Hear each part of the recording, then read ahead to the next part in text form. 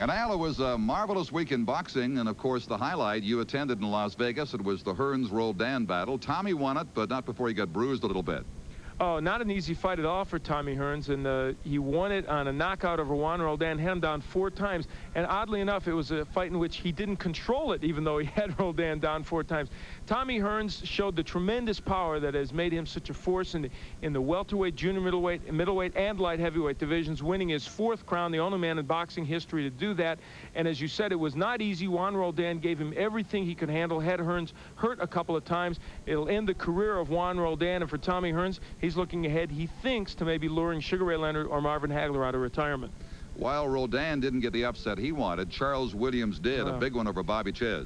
A remarkable upset in the sense that Williams was a big underdog, a 4-to-1 betting underdog.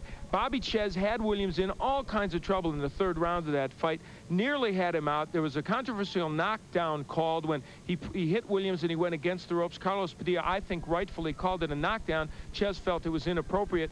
And Williams came back from that near disaster to win on a TKO over Ches. And it was a brilliant boxing exhibition, Don, better than anyone has seen Williams fight before. He was anywhere from 4 to 6 to 1 as the underdog, but a surprise for Lloyd Hunnigan, too. A championship bout right in London. A bizarre ending, he lost his title.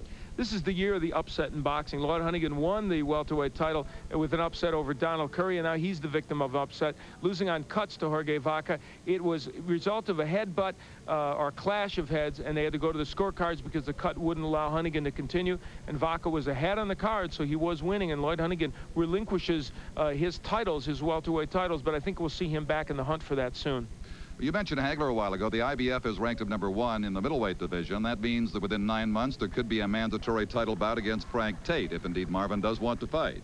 Well, I think Marvin does want to fight, and I would expect to see him back in action. If he can't get a fight with Tommy Hearns or possibly Leonard, if he were to get a rematch with him, I think he would go after one of those crowns, and Tate would be a very likely possibility. And, of course, also in the hunt after his impressive win over Darnell Knox for the NABF middleweight title is Michael Nunn, who we've seen here on ESPN a lot before. So the middleweight picture, unquestionably the most interesting in boxing.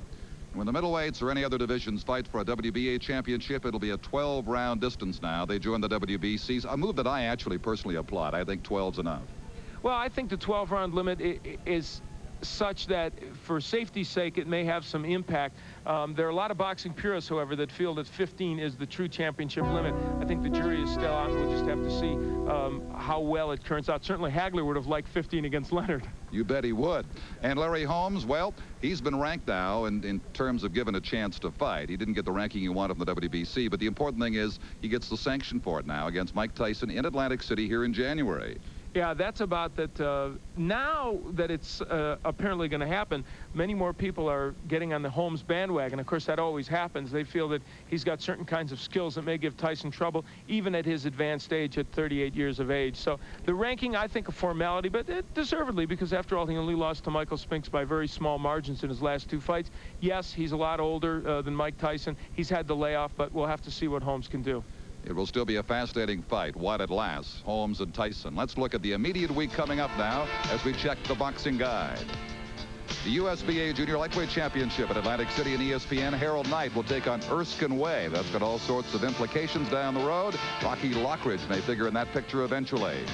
The junior welterweight action will feature Charles Brown and Tony Martin, also on ESPN, November the 11th, also at Atlantic City.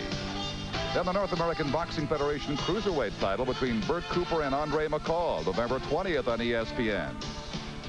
And a WBA lightweight title bout, Edwin Rosario against Julio Cesar Chavez, November the 21st. That will be in Las Vegas. So it's been quite a week in boxing, and you've seen the action coming up in the days ahead on Ringside Report. And that's our report on Ringside Report from Atlantic City here tonight.